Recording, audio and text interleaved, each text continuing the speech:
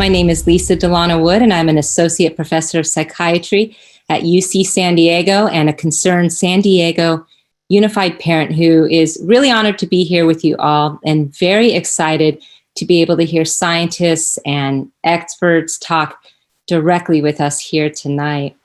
The purpose of this forum is to bring some of the greatest minds in infectious disease, public health, virology, pediatrics, clinical psychology, and education planning directly to all of us who are concerned educators and parents here in San Diego County.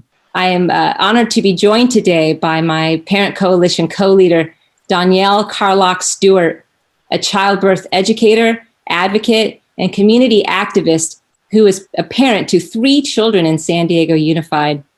She wears a number of hats, but perhaps is most known for her groundbreaking work as CEO of the San Diego Women's March. Danielle and I will be co-hosting and moderating this session tonight. Well, thank you, Lisa, for that introduction. I'm honored to be joined with you tonight as well. As a parent of 3 children in 3 different public schools throughout San Diego Unified, I'm not only honored to be here, but I have a vested interest in the safety of our schools and how that translates to the community at large during a worldwide pandemic that's surging locally. I'd like to acknowledge and thank our elected public officials who have taken time out of their incredibly busy schedules to be with us here tonight and to learn from our panel. Listen, ladies and gentlemen, we truly feel that your presence at this forum is invaluable, and it's important as we continue to learn how best to serve our community during this pandemic. With your positions as leaders in our community, we welcome you as our honored guests tonight, as we believe your acceptance of our invitation tonight shows that your commitment is to what matters to your community. And it lets our audience know that you have a vested interest in the health and safety of the constituents you serve. With that said, let's start by welcoming our honored guest. First, we have San Diego Unified School District Superintendent Cindy Martin with us tonight. Thank you for joining us. Next, we have San Diego Board of Education President for District A, Dr. John Lee Evans. We also have San Diego Board of Education Vice President of District D, Richard Barrera. And San Diego Board of Education Trustee for District C, Dr. Michael McQuarrie. We'd also like to welcome and congratulate San Diego Board of Education elect for District A, Sabrina Bazo. Please also welcome San Diego County Office of Education Trustee, Greg Robinson. I'm excited to welcome City Council President for District 9, Georgette Gomez. Thank you for being here. City Council elect for District 5, Marnie Von Wilpert. Congratulations. Welcome and congratulations to City Council-elect for District 1, Joe LaCava. Thank you for being here and congratulations. We also have City Council member for District 2, Jennifer Campbell. Please also welcome Itzel Maganda Chavez from the Office of California State Assemblywoman Lorena Gonzalez. Thank you so much for being here. I appreciate it. Wanted to thank very much Sharon Whitehurst Payne, Board of Education member, for being here tonight with us as well. So thank you, Sharon, for joining us. And we also have City Council President Pro Tem for District 1, Barbara Bree. She's also here. Thank you all again so much for being here. Lisa and I will now introduce our esteemed panel that has kindly agreed to lend us their time and expertise as they share their knowledge and insights. First, I have the pleasure to introduce Dr. Frederick Wu, who has the distinction of holding both an MD and PhD. Dr. Wu is a medical director of hospital medicine and past chief of medicine at Scripps Mercy Hospital in San Diego. He is well known for his work in forming a group of hospital physicians whose goal was to provide the best hospital care for the underserved population of San Diego. Such an important role.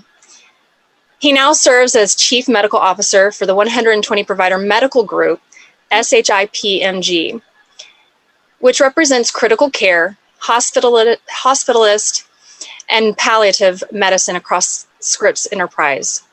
Dr. Wu has been at the forefront of COVID response for San Diego since early this year, working diligently to ensure that there are sufficient medical resources for COVID patients. In addition, he has worked closely with many of the private schools across San Diego, volunteering to help them improve their COVID protocols, particularly the area of surveillance testing.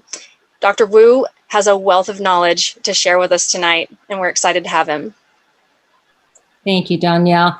I have the distinct pleasure of introducing one of my own colleagues and mentors, Dr. Sandy J. Brown, clinical professor of psychiatry and co-director of the psychology internship training program at UC San Diego. As a child and adolescent psychologist for more than 20 years, Dr. Brown specializes in working with teenagers who have severe mood disorders, such as depression, anxiety, trauma, abuse histories, and suicidal thoughts. She's also a board-certified neuropsychologist who is expert in child-adolescent assessments, particularly for learning disabilities and social emotional difficulties.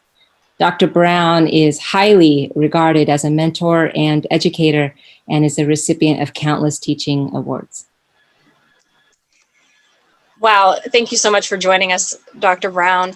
Now, as someone who minored in play and early childhood development, I am pleased to introduce Dr. Peter Gray to our panel tonight, who is a developmental psychologist and research professor. Yes, hello, Peter, at Boston College. He has written several widely cited books, including Free to Learn, Why Unleashing the Instincts to Play Will Make Our Children Happier, More Self-Reliant, and Better Students for Life. And he's more recently written seminal articles in Psychology Today magazine on the impact of COVID-19 on children and adolescents. His many research publications span evolutionary psychology, neuroendocrinology, developmental psychology, and education, and it includes groundbreaking work. Thank you for being here, Peter. Yes, thank you, Dr. Gray. I'd now like to introduce another one of my fellow UCSD faculty, Dr. Natasha Martin, Associate Professor of Infectious Diseases and Global Public Health, and an honorary senior lecturer at the University of Bristol in England. Dr. Martin is co-director of the Biostatistics and Modeling Core of the UCSD Center for AIDS Research. And she has nearly 2 decades already of experience in developing mathematical models of disease progression and transmission in both communicable and non-communicable diseases. And notably, her work has informed the World Health Organization guidelines for many years. She's currently co-lead on the UCSD Return to Learn program, which informs our own COVID reopening efforts. And she has helped to closely advise our school district during this pandemic. Next, I'd like to introduce Dr. Robert, aka Chip, Schooley. Dr. Schooley is a professor of infectious diseases and senior director of international initiatives at UCSD.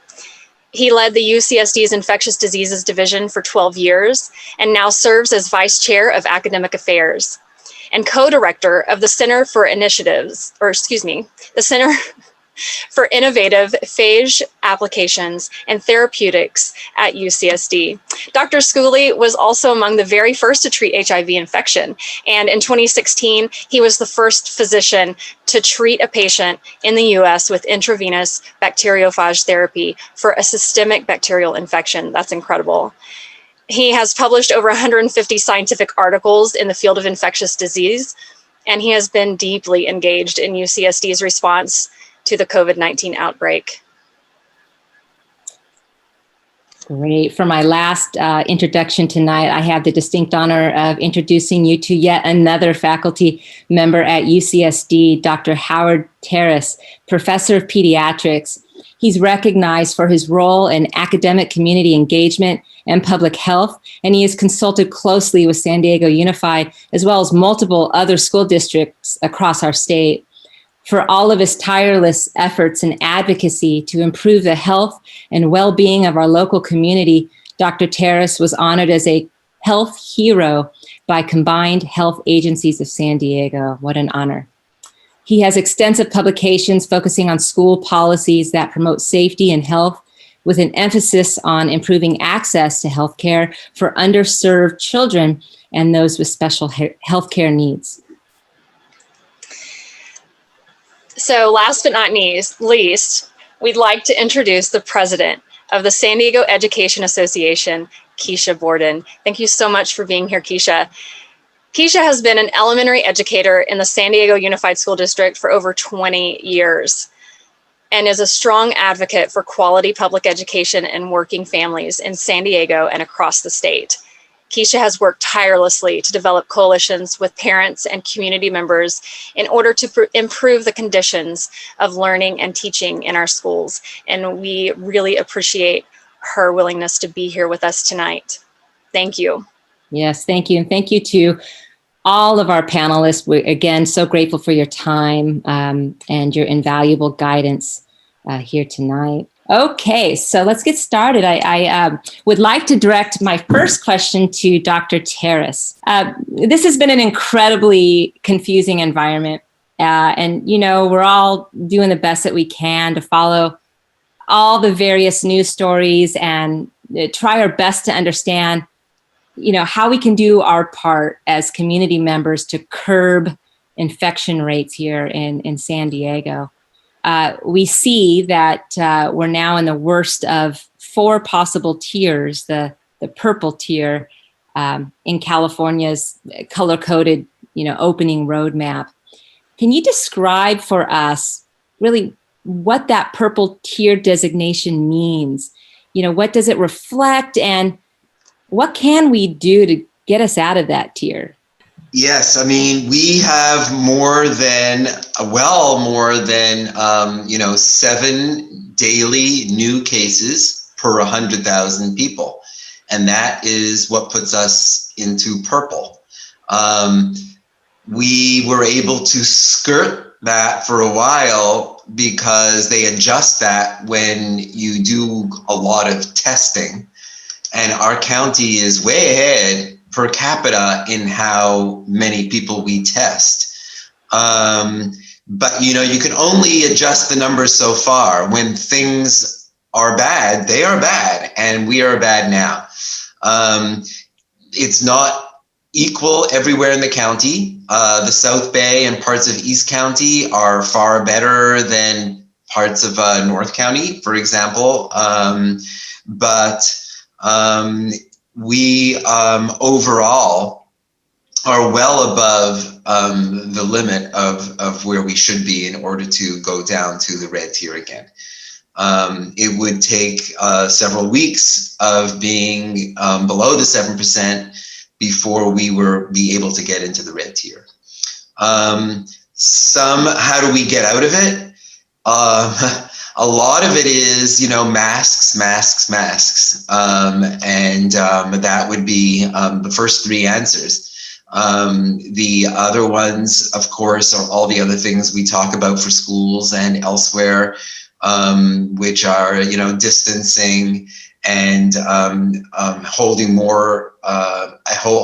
far fewer large events, even large enough to have Thanksgiving dinner, as you know. We're trying to limit those, and more testing so that we catch people before they're symptomatic, or before, if they're never symptomatic, we catch them at all, and prevent them from infecting others. So it's all those mitigations that we've been talking about for several months is the way to dig ourselves from out of this. Wow, thank you for that, Dr. Terrace. It's very helpful to hear that and explained in that way. There have been many conflicting news stories about how this virus is spread in the population. It seems many parents and teachers are still a bit confused about this. So thank you for that. Dr. Schooley, I'd like to ask you, we'd want to take a minute to sort of acknowledge that with this emerging new virus, there have been a lot of scientific studies reported in mass media and internet sites, including YouTube videos. And to be frank, it can be really confusing, and some seem to contradict each other. Does that mean that we can't trust science? What can parents do when reading these articles about science studies to have a clearer understanding? Well, I mean, you can find almost anything you want to look for on YouTube and on the internet, and including things like vaccines don't work or that the earth is flat. And so a lot of the things you have to think about are what the source is, who is the person that, what is the party that is making the statement and or presenting the facts, and what will be the motivations for doing that. I think one thing that's happened over the last several years, which I think all of us as educators really should take umbrage about, is that education, science, knowledge has been debased over and over again. And instead of saying that knowledge matters and that expertise matters, and the reason we invest in science is to understand our world better, there has been this, oh, I don't need that. Expertise doesn't matter. My gut will tell me what to do. And I think that's dangerous for society to get in a situation in which people who know about a topic and have worked and with them with colleagues who work in that field for their entire life to understand that topic are suddenly discounted as elites or as people who don't really have a standing to make a case about something. I would much rather have somebody build a bridge to get to Coronado who's gone to engineering school and has built bridges before than someone who's been working on the beach making sandcastles who says, oh, I can do that. And so I think a lot of the stuff that people read in the places you're citing is just a reflection of this lack of appreciation for what expertise is actually out there and how to take advantage of it. Great. Thank you for that. My next question is perhaps a little bit of a selfish one because as a neuropsychologist, I'm very interested in the answer to this one. And I've tried to sift through some of the articles myself. But Dr. Wu, I'd really love your thoughts on this. We've seen emerging reports that show that based on the way in which the COVID-19 virus impacts the human immune system, there may be long-term brain and even possibly heart effects that sort of might follow people as they age and as they grow older. We've also kind of been hearing from recovered COVID patients that some are sort of what are called long haulers, and it's taking many months for them to fully recover. And so I guess as a physician who has worked with COVID-19 patients, what can you tell us about these sort of long-term brain and heart effects? Why is that? And what can you tell us about what the data show so far? So the data at this point showed maybe up to 10% of patients that catch COVID may become what we call long-termers. And what's the definition of a long-termer is over a month of symptoms of one sort or another. I think one of the things that you talk about, you mentioned, you've heard in the media, brain fog. So actually, I've got a patient who a friend of mine actually was a patient and normally texts in very short bursts. During his brain fog, during his COVID treatment, these things I had the books. And so he is also a physician. And so at this point, from a long-term standpoint, he is going to be off service for 3 to 4 months. So that's just one physician. I was actually interviewing somebody else today for another position, and he was a physician and caught it in March. And he did not restart working until July. So just from a cognitive standpoint, there is definitely some people who have different effects than others. I would love it if everybody who gets sick gets better in like a flu. You get better in a week and you're fine. But that's no longer the case for this one. We have neighbors who basically got better, and another month now is still having shortness of breath and can't go up a flight of stairs. Another friend of mine, again, got it in March. He is also a physician who works with the U.S. Olympic team. He was a daily surfer. After 1 month, he still couldn't walk 2 blocks without getting short of breath.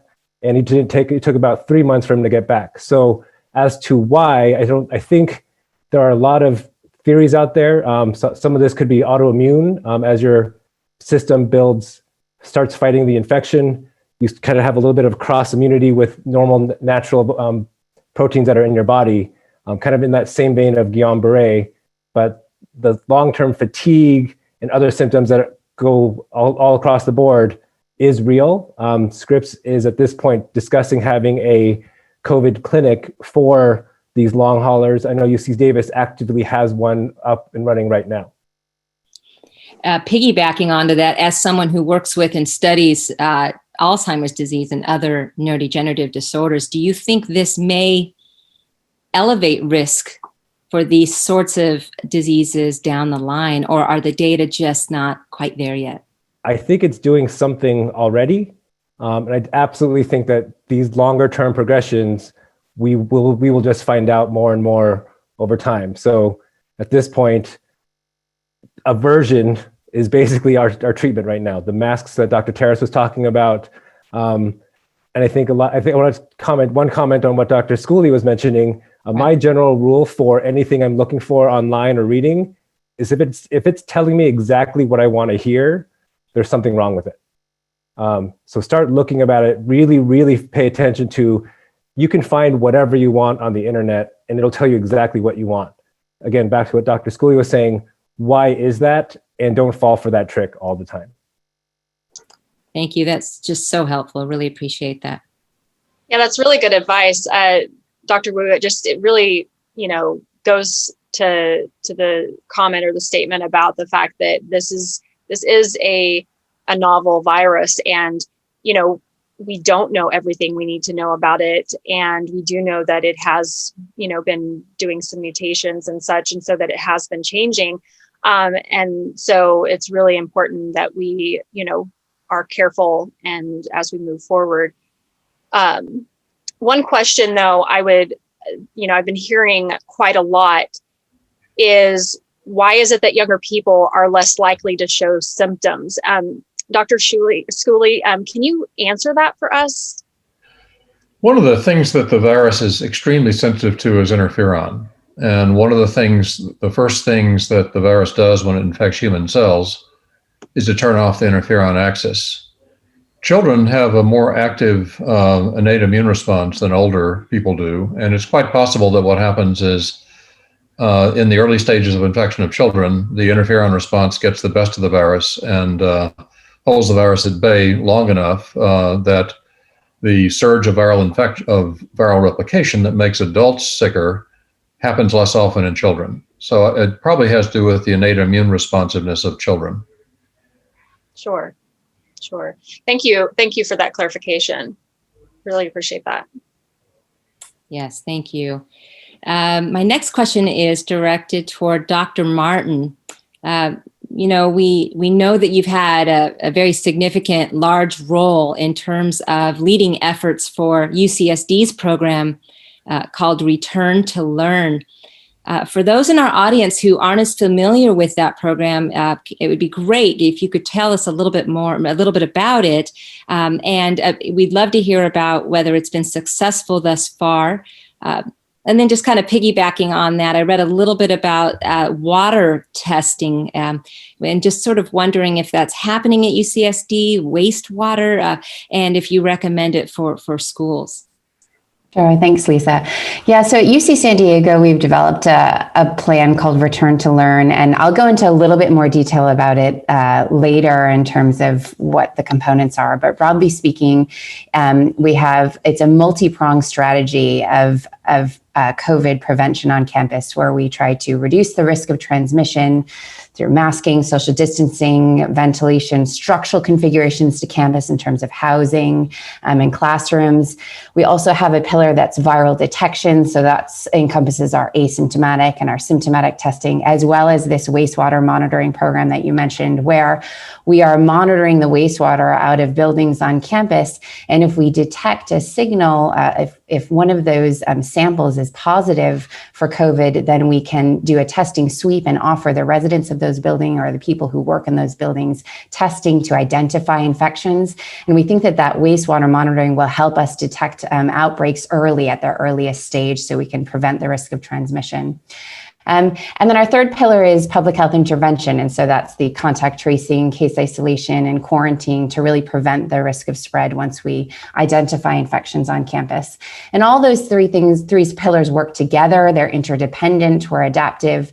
And we've had to date, quite good success in that. So since October 1st, UC San Diego has had just over 9,000 students resident living on campus. And we also have approximately 12,000 students who are living off campus in the San Diego area. Many of those off-campus students, about 5,000 of them, are also coming onto campus for in-person classes. So over the 21,000 students that we've had since October 1st, we've only had 25 infections among our on-campus students and just over 50 infections among our off-campus students. And I think it's the important thing to note is that none of those infections have been associated with classroom activities or research activities on campus. Through our case investigation activities, we have identified that those infections really are occurring because students are going home to their families and bringing it back, getting infected there, or gathering with friends off campus. So the classroom activities and the university research activities have not been places where we've seen transmission. So that's been very encouraging. And I think that our model serves as a really good example on how we can have a really comprehensive program that's effective in reducing risk while resuming teaching and learning activities on campus.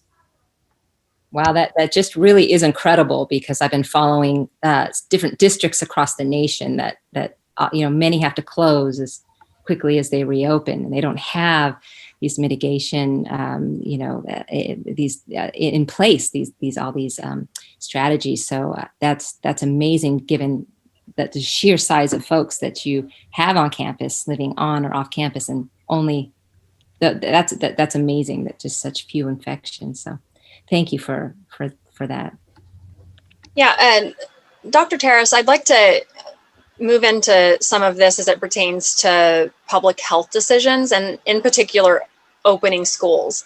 So can you provide maybe an overview of the school safety recommendations developed by the UCSD experts for us, so that we can maybe have a better understanding of what that looks like?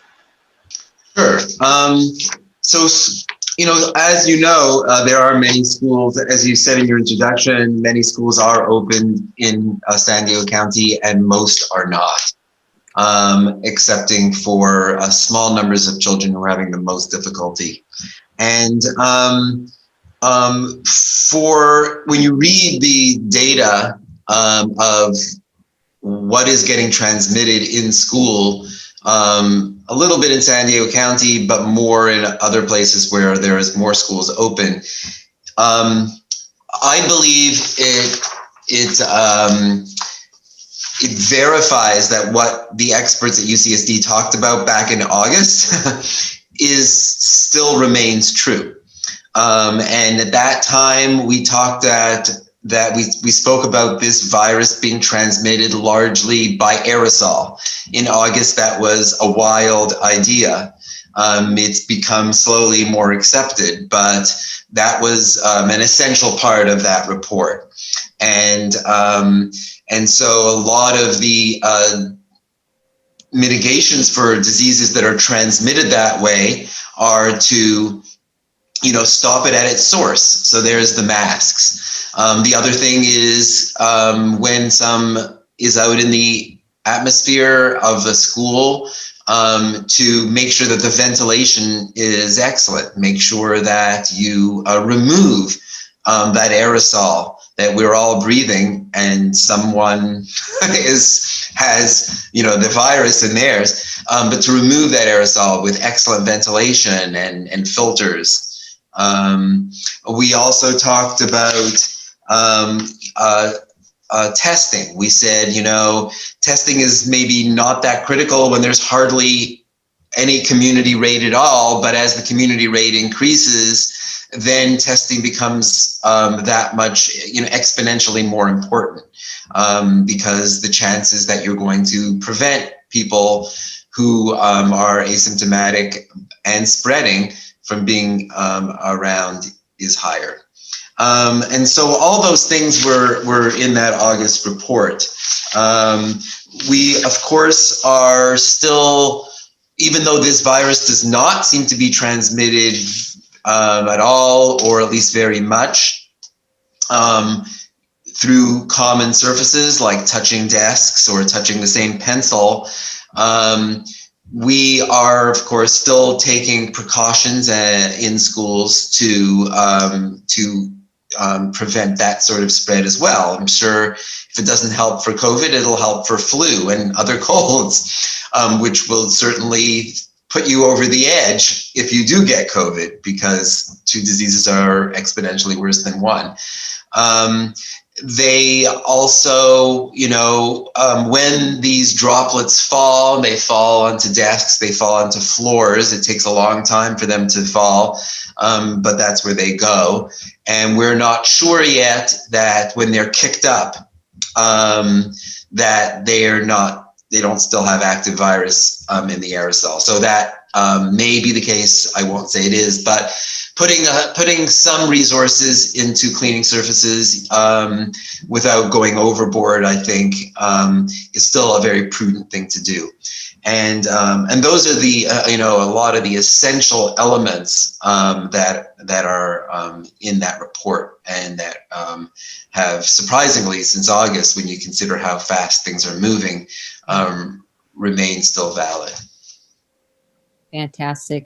Thank you so much. That's really helpful. And kind of piggybacking on that, Dr. Schooley, you mentioned during that August scientific panel discussion that you felt like the most important issue really is air exchange. And I recall you mentioning that you felt that barriers really aren't particularly effective, since, aerosols will travel around the room, I believe, regardless of the direction individuals are even facing. Given that, if I ask that accurately, if I'm accurate with that statement, what guidance would you give to school staff regarding all of that, ventilation, barriers, and masks? I know we've touched on some of it.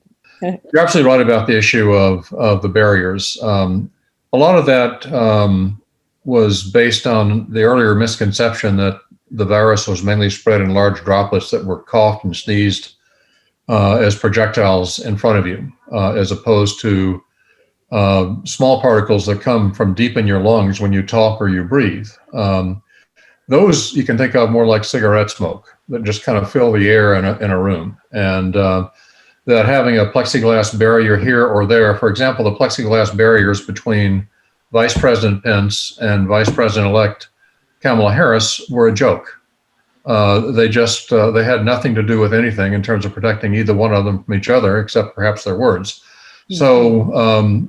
So in some situations, those plexiglass barriers can make things worse, because aerosols can go over them and then form eddies and waves that cause them to collect. So the only place they may be helpful are in places where you have, for example, a cashier that's going to be face to face with a whole series of people all day long, because you do get some virus in the larger particles, but most of it is in aerosols. Now, to get back to your question itself, the way you remove aerosols from the air is either to filter them out, and the higher efficiency filters, the MERV 13s or above, can do a very good job of filtering these particles out, or to exchange the air more frequently with the outdoors by turning up the number of air exchanges in a room or opening the windows. And they're a very efficient and reliable ways to do this. One of the things that we as a society are going to have to pay more attention to as we try to get back to opening more businesses and doing some of the things that we really want to do is to be more scientific about how we handle air exchanges in places like restaurants and bars. Because you really, if you take the masks off in places that are indoors and closed, you're really setting yourself up like a sitting duck unless the air exchange is extraordinary. There are a number of ways that can let you know about how efficient the air exchange is. One is to measure carbon dioxide in the air, and that's something that happens when we breathe. We put out carbon dioxide, and if the air isn't being exchanged often enough in a room, as more people come into the room, the carbon dioxide levels will go up. And you can look at how they go down again when you turn up the ventilation system, for example, in a room like that. And there are very straightforward engineering advice sources about how to use these sorts of metrics to look at air exchange. There are also approaches to look at, there are calculations that can tell you how many air exchanges per person you should have in a room of a given size that have come out of a number of places. So you basically need an aerosol engineer, an aerosol scientist to help to get you in the right place. But the more air exchange, the better.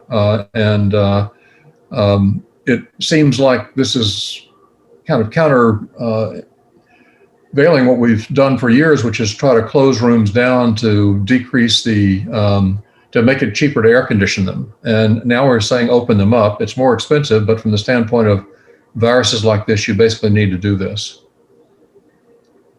Well, thank you so much. Oh, sorry, Danielle. I was just going to say, they say a true expert can really distill very complicated topics into, bite-sized, like layman speak, very simple terms. And I've been very confused about all this ventilation stuff. That was really helpful. So thank you. Thank you so much for that, Dr. Schooley. Sorry, Danielle, what were you going to ask? No, you're fine. I mean, you just basically said what I was going to say. I mean, Dr. Schooley, thank you so much for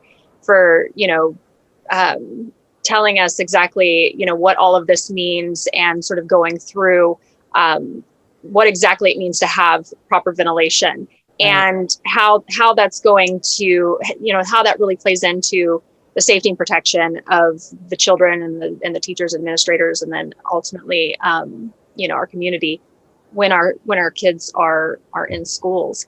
So, speaking to that sort of in that same sense, Dr. Wu, I'd like to ask you, so, many of the countries that have been able to reopen schools and keep them open have strong testing protocols. So, also in terms of their caseloads, they've typically have been less than 1%. So, you've been on the front lines of making, on the forefront of making testing accessible to San Diego. And you've also been very instrumental in our San Diego private schools testing their students in order to stay open. So can you just tell us a little bit about what the private schools are doing and what that looks like? Of course. I think I was scanning through some of the questions on the Q&A, so I can address those at the same time. There's some questions about what the asymptomatic positivity rate is kind of going around right now in general.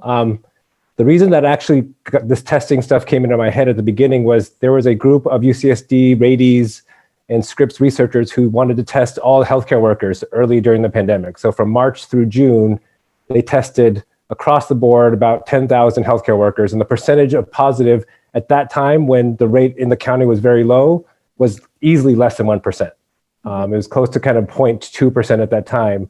But talking about what Dr. Martin was saying, you got to have all three pillars to kind of open and continue to keep things going. And so talking to schools in June and July, they had the spacing. They're like, we're going to split our classes in half. We're going to have the spacing. We try to do everything outside. So that part was already established. Knowing that these researchers could actually establish a testing protocol and get the capacity up, kind of put the idea together, how can we get these schools tested and give them that second pillar? Knowing that San Diego Unified or any of these large school districts, it's hard to move a large boat effectively.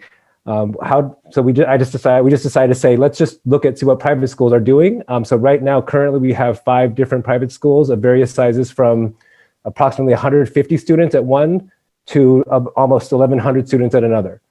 All varying sizes, varying budgets, and all different plans. So kind of we are running a live experiment right now with what's happening.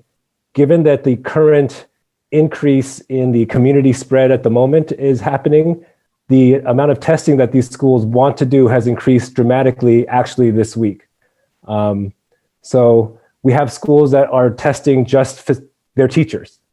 And I think one of the things that I got tested by the SEARCH program in March as well as in June, it gave me a sense of relief that what the hospitals were doing at that time, masks, whatever, spacing, I was negative and had seen COVID patients on a weekly basis.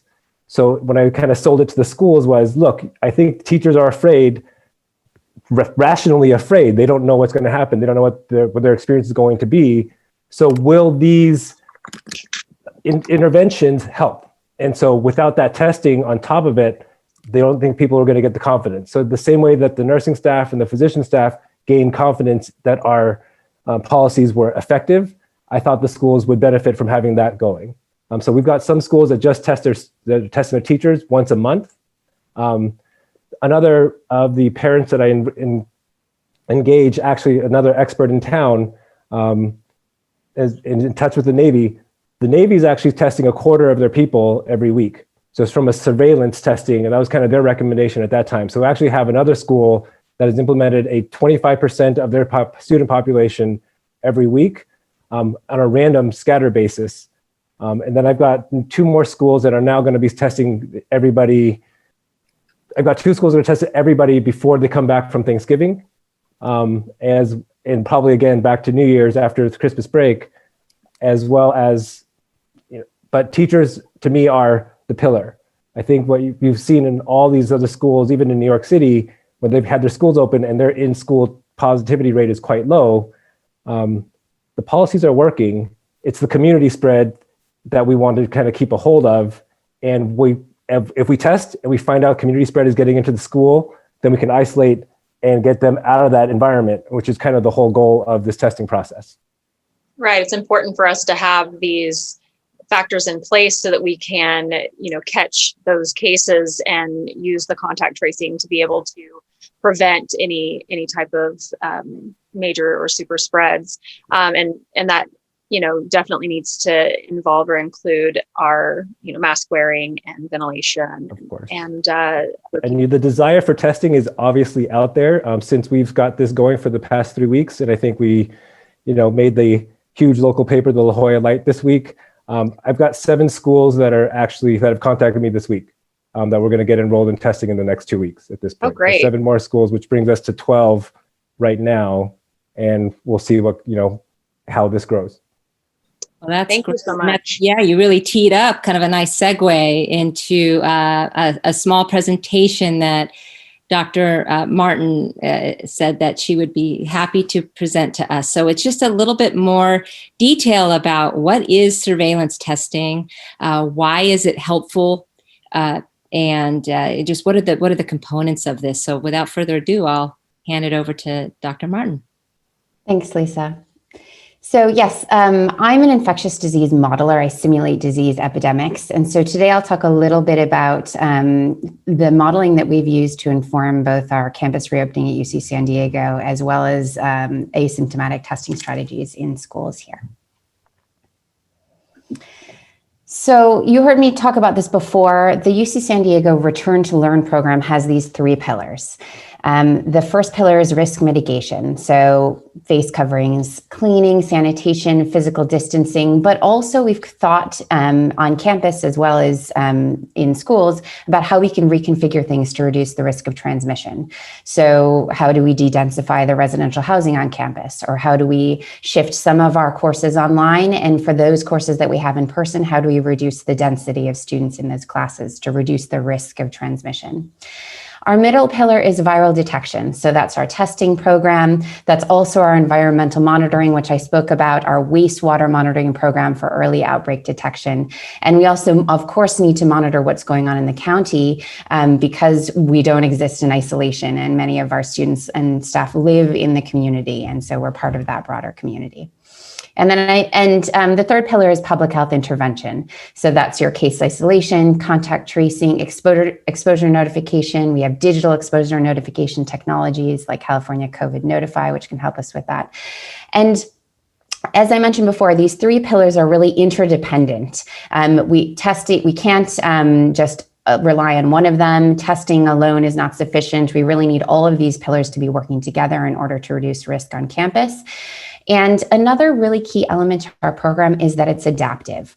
We're continually, every day, we look at the data in terms of our transmission and our trajectories and of things that we're monitoring on campus to understand where we're seeing viral activity, where we're seeing risk, and how to best intervene to prevent any future risk. And our approach has been adaptive. So for example, we started the term with asymptomatic testing every 2 weeks for our students, and we'll soon be shifting to weekly testing. We continually think about our policies and revise them in response to what we see on campus, as well as what we see in the community. So this is really an adaptive program.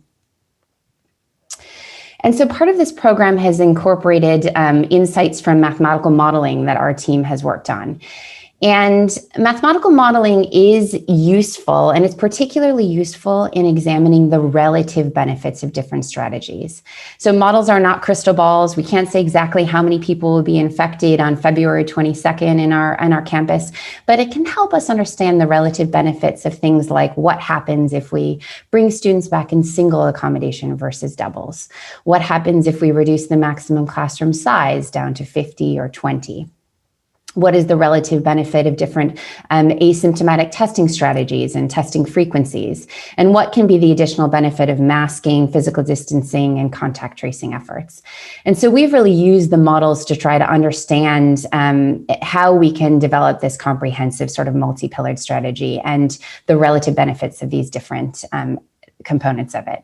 And like our overall strategy, the modeling itself is iterative and adaptive. So we're continually refining our assumptions as we collect more data and as we observe what happens on campus. We're iterating, refining the model, and we're adapting our response and the model as we go. And so in relation to the schools modeling that we've done, our main question was looking at what is the benefit of entry testing, so testing everybody as they enter and start a school term, and what is the relative benefit of periodic ongoing asymptomatic testing for both staff and students on transmission of SARS-CoV-2 and our ability to detect outbreaks at their earliest stage. So why do we care about asymptomatic testing? Well, it's really important in finding and detecting individuals who may be transmissible for the disease, because we know that many individuals can be totally asymptomatic and never develop symptoms. And even for those individuals who are symptomatic, we know that their most transmissible period is the period before they develop symptoms. And so it's incredibly important for us to be able to detect these individuals in their pre-symptomatic or their asymptomatic periods in order to prevent their risk of transmitting to others, and in order for us to be able to identify outbreaks as early as possible before they spread to too many other people. And so what we did was we developed a transmission model, and I won't go into too much detail, but the essence of it is that we simulate individuals through the natural history of infection. And so that can incorporate periods, as I mentioned, of either asymptomatic disease or pre-symptomatic disease. And individuals can become symptomatic and tested if they're symptomatic and isolated, or we also simulate the addition of these asymptomatic testing programs, which can identify and isolate individuals in these asymptomatic and pre-symptomatic periods. And we use this transmission model to understand the relative benefit in terms of how many infections we can prevent by augmenting our symptomatic testing with these asymptomatic testing strategies. And so here's an example of one of the model results. It shows you the percent of infections that can be prevented with entry and symptomatic testing only. So the higher, the better. The taller the bars, the more infections have been prevented. And here I'm showing you 3 different bars, which basically are 3 different scenarios in terms of the transmission, a theoretical transmission rate in a school. And so here you can see that the more infections are prevented if the transmission rate is low. So if we have things like masking and social distancing and cohorting in our schools, then actually we're able to reduce the risk of transmission. And then we get even more benefit from our testing strategies in terms of preventing the proportions of infections. But with symptomatic testing only, with these scenarios, you could prevent maybe 20 to 60% of infections across a full 80-day campus term with entry testing and symptomatic testing. And so again, what we wanted to look at was, well, is there additional benefit of asymptomatic testing? And here I show you the additional benefit of asymptomatic testing from moving from a testing frequency of testing everyone every 8 weeks, all the way up to testing everybody every week. So you can see that as we increase the frequency of asymptomatic testing, we get more benefit, we prevent more infections, the bars are higher. And if we test for example, every 2 weeks, then we could prevent between 75 and 85% of infections over the course of a whole 80-day term with our asymptomatic testing strategy. So we are improving our ability to detect infections and prevent ongoing transmission through asymptomatic testing.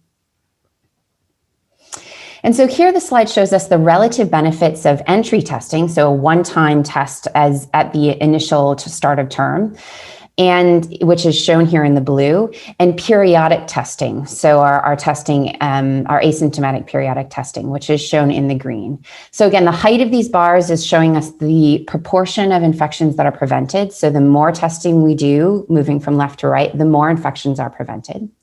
But if we look at the benefit of entry testing, we can see that we get quite a lot of benefit of entry testing, the blue bars, if we're testing relatively infrequently, like every 8 weeks. If we test every week, then more of our benefit comes just from that periodic testing. But even if we test every 2 weeks, we get a very large impact in terms of our entry testing. So really telling us that both entry testing and periodic ongoing testing are both important components of preventing infections on campus. And finally, the last thing we looked at is our ability to detect clusters of infections that are linked before they get too large. So we know that we'll have continued import of infections. Students and staff will likely be coming onto our schools, and they may be infected, and many of those infections may never transmit or cause outbreaks. But if they do, what we want to know is, with our testing strategies, how large could that outbreak get before we're able to detect it? And so here you can see with symptomatic testing, we would predict that there would be 8 to 15 infections before we would be able to detect that there had been an outbreak in that given setting. And as we increase our asymptomatic testing frequency, then the number of people that are infected by the time we detect that outbreak goes down. So for example, if we test every 2 weeks, then we can be pretty confident that we could detect an outbreak before there were between 4 to 7 linked infections, really improving our ability to detect outbreaks at their earliest possible stages. So I think this sort of information helps us understand the relative benefits of asymptomatic testing, and shows us that asymptomatic testing can have a benefit. And it also shows us that it doesn't need to be perfect. We don't need to test everybody every week. If we test, if only a proportion of people are willing to be tested, that's better than nothing. Any amount of testing improves our ability to detect outbreaks and to detect asymptomatic infections and prevent their transmission. And finally, I just want to go back to our sort of multi-pillared and interdependent strategy that we have here at UC San Diego. One of the ways that we like to present that is in this Swiss cheese model. And it's just trying to remind everybody that each of these interventions in isolation is not sufficient to protect us from COVID infection. There are holes in each of our slices of the cheese. But as we put all of these slices together, as we augment our screening and testing with our contact tracing and case investigation activities, as we layer on that cohorting and ventilation and masking and social distancing, then all of those layers together provide a barrier in order to protect us from COVID and reduce the risk of transmission on campus.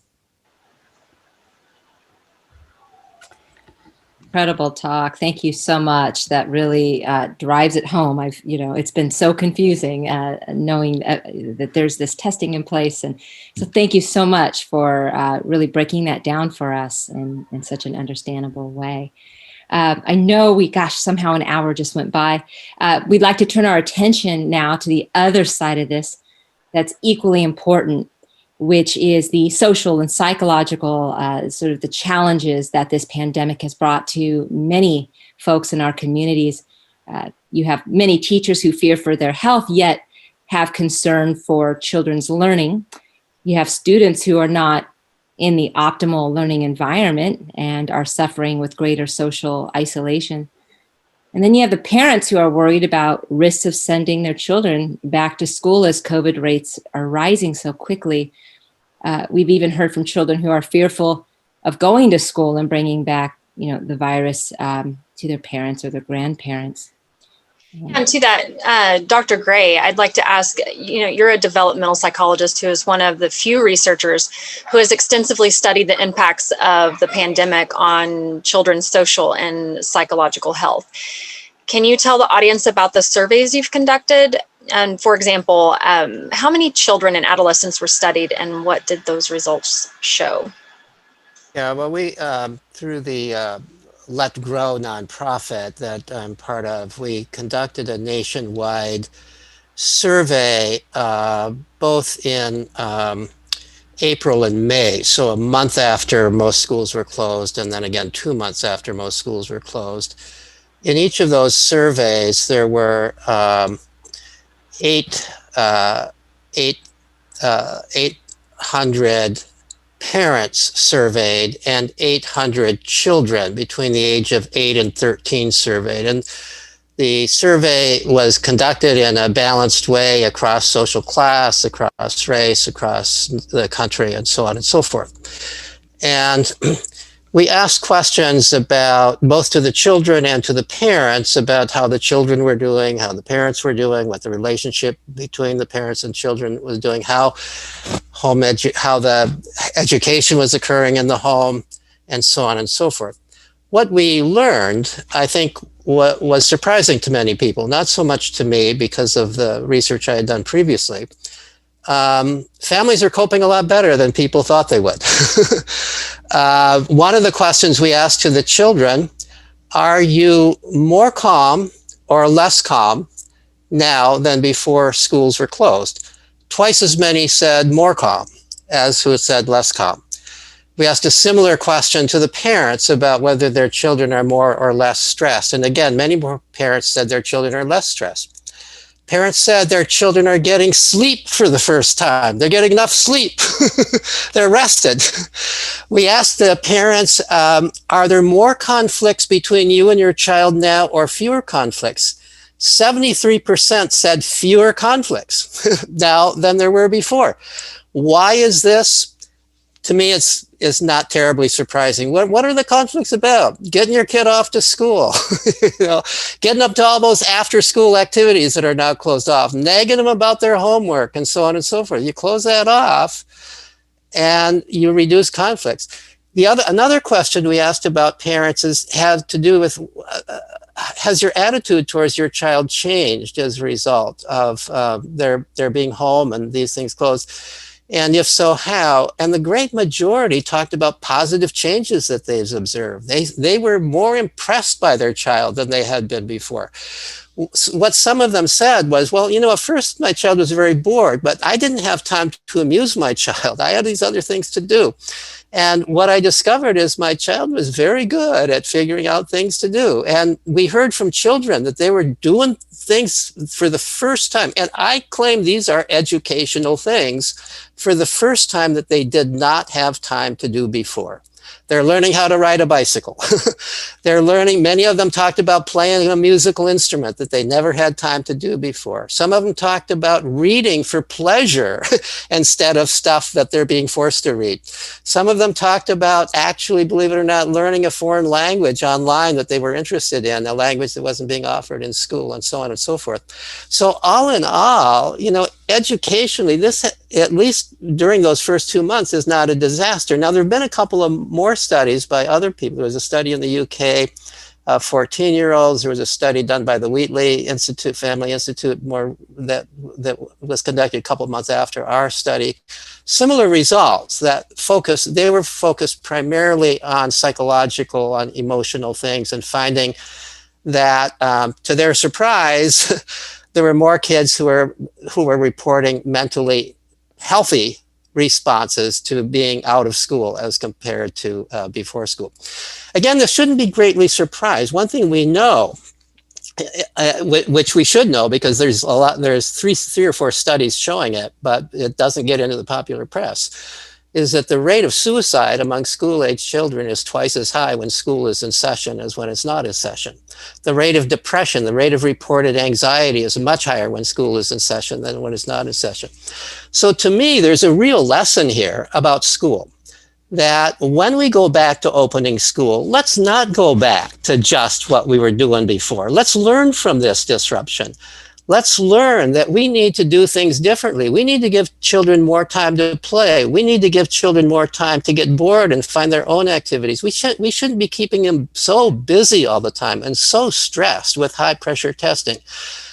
You know, some years ago, that stress was primarily in secondary school. We're seeing it now in primary school. We're seeing it even among kindergarten children being stressed out by the high pressure of schooling. So I think this pandemic experience should be a learning experience. And we should, yes, we want to get back to school. The kids do miss their friends. They miss going to school in that sense. But let's think about what we had been doing before. And why is it that we have been seeing record levels of anxiety, depression, and even suicide among school-age children as a result, largely, of our keeping them so busy, so pressured, and and having so little freedom and time to just play and explore and do the things that kids are biologically designed to do. Thank you for that really unique perspective. And you mentioned many things I guess I haven't thought of. But, you know, I know too, as a working parent, this is incredibly, crushingly hard. And so kind of directing my next question to Dr. Brown, you know, we've been hearing about concerns of, you know, teens at risk for suicide and depression in general. And, you know, for decades, you've worked directly with children and teenagers who have, you know, suicidal thoughts or who've even attempted suicide. We know that rates of suicide have been skyrocketing for some time now. I believe is it 15 years or more? What recommendations do you have for those parents and, you know, who are struggling and kids who are struggling, how to help children adjust in these unstable times?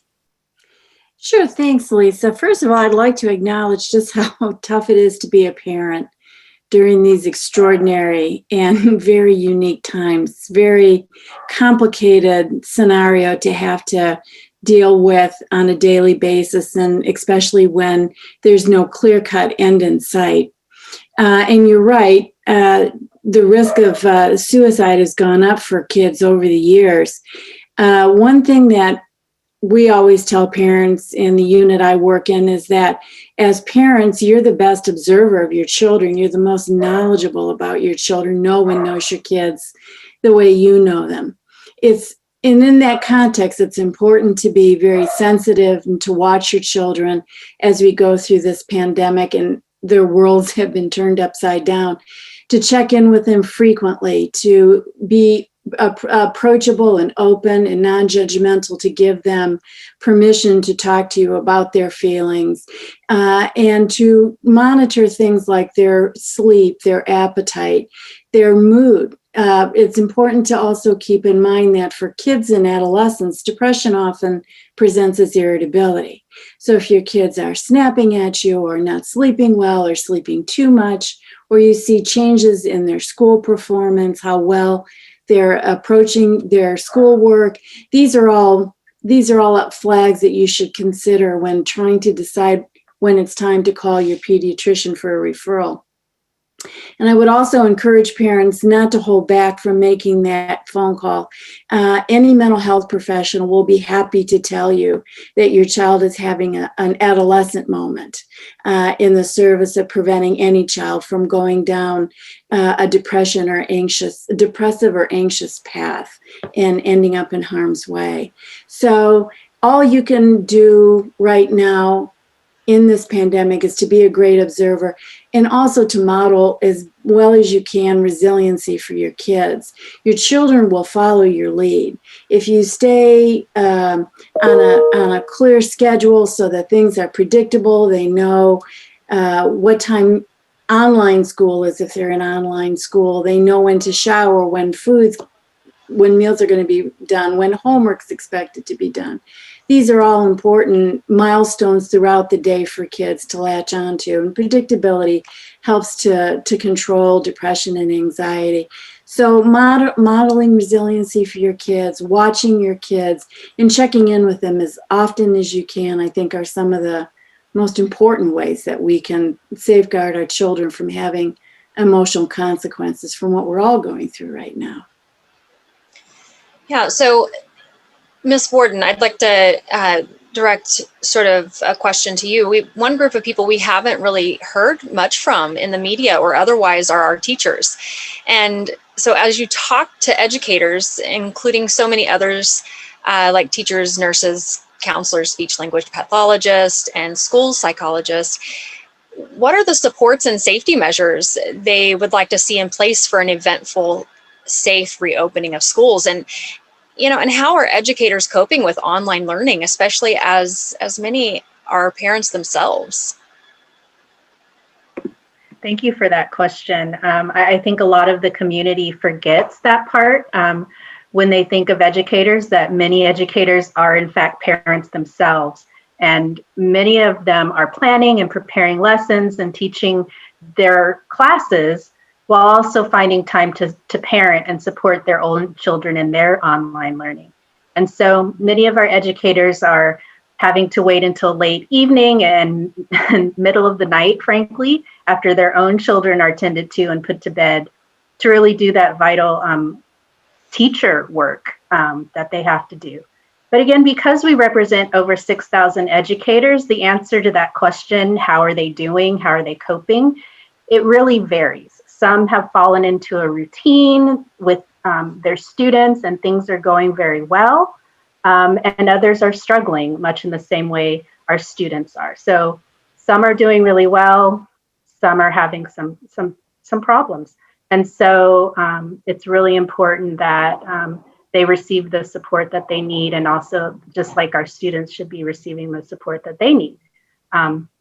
As far as the supports and safety measures that they'd like to see for safe reopening, I think what we've done in our discussions with the school district is when we were making those plans, we really came to the realizations that we don't have the expertise to make those decisions. And that's when we decided to reach out to the experts at UCSD, the epidemiological, the public health, the pediatric experts, the ventilation and particle experts.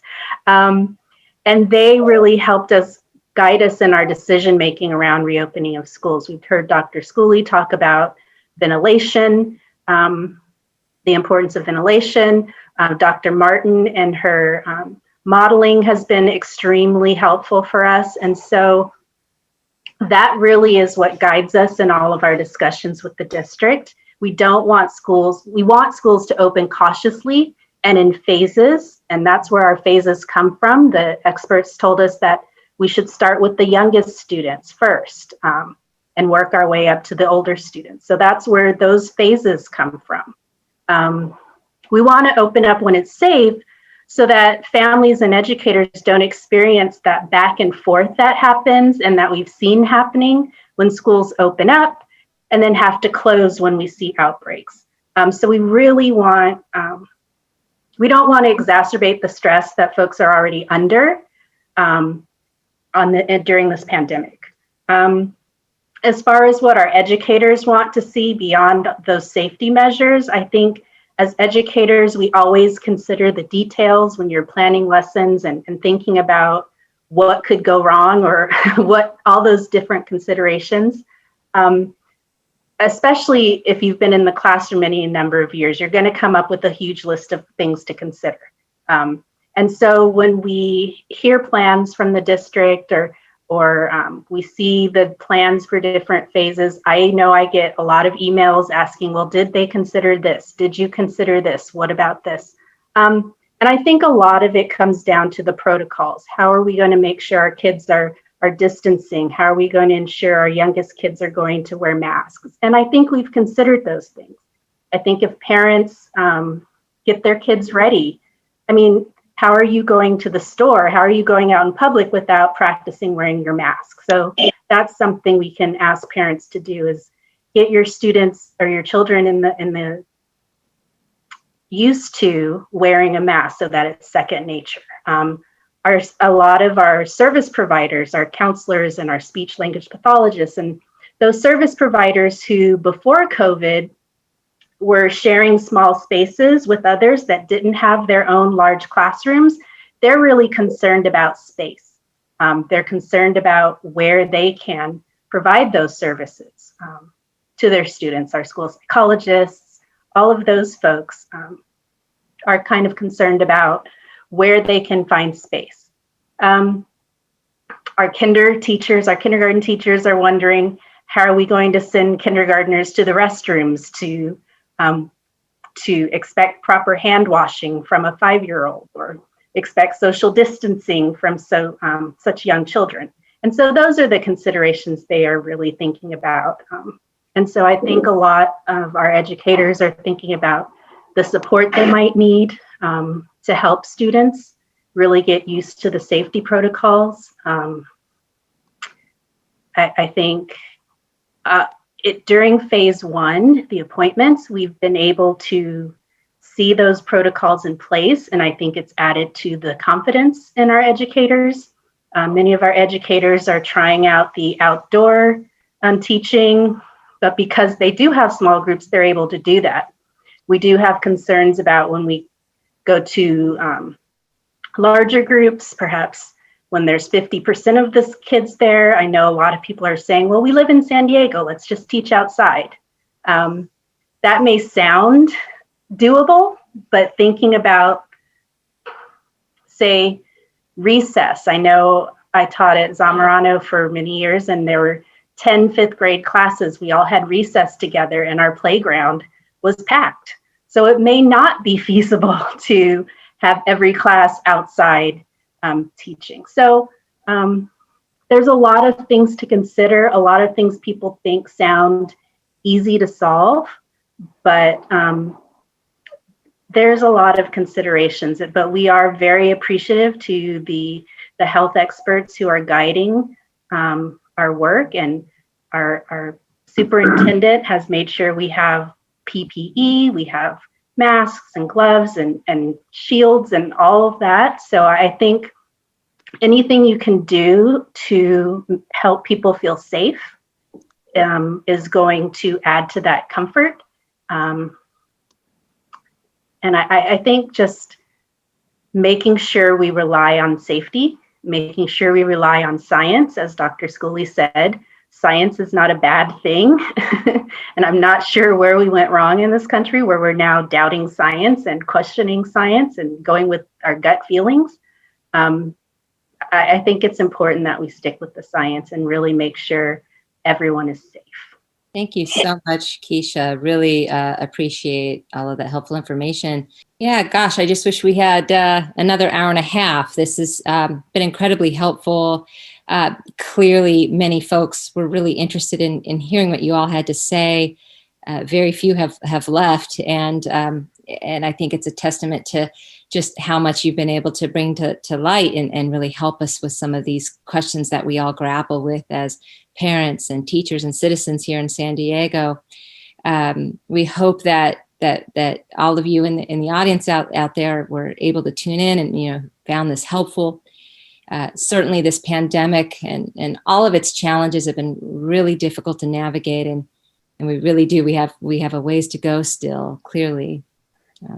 Yeah, there are just so many ways in which this pandemic has affected all of our lives, right? I know that we can all collectively say that, and that's one of the great things about it, is that we are all in this together collectively, and and that's why we've got to work together to do what's right and what's best for everyone as a whole. And, we're living in uncertain times, and it's quite difficult. We all understand that. But we want to do this in the safest way possible and follow science, follow the research and the data, and know that we're going to need to keep learning as we move along with this virus, as it's new for everyone. So that said, there is encouraging news, and we've made it quite far. So thank you again to our experts who took time out of their busy schedules to come meet with us today and share the data and your thoughts with all of us. We cannot thank you enough. We thank our parents and our teachers for joining us. We really thank our public officials for coming and listening and showing up at such an important time during this pandemic, and what it means to our community at large to see you participating in such a way. We hope to keep this conversation rolling, and perhaps, we'll maybe do a follow-up series. What do you think? Knocking on doors again. Sound good? I'm thinking, we just, everybody was so engaging and had such incredible pieces of information to share. And so maybe we'll convene again.